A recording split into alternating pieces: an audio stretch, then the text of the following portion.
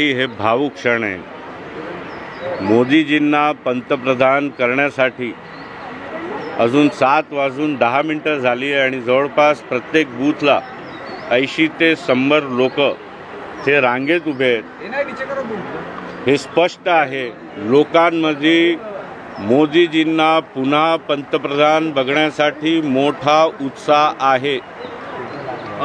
दुपारच्या सत्रात बऱ्याचदा उन्हाचा पारा वाढतो, काय नेमकं मतदारांना आवाहन कराल? किती लवकरात लवकर मतदानासाठी लोकांनी काय नेमकं आवाहन कसं कराल मतदानासाठी?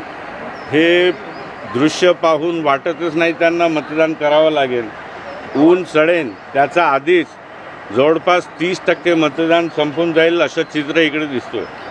ईशान्य मुंबई जे आहे आपण जर पाहिलं तर यावेळी मोठी काटेकी टक्कर पाहायला मिळते। अनेक घटना ज्या आहेत त्या मागच्या काळात घडलेल्या सुद्धा होत्या। काय वाटतं तुमचा विजय तुमच्या ऑफिसवर हल्ला झालेला असेल, तुमचा विजय होईल यावेळी काय नक्की काय?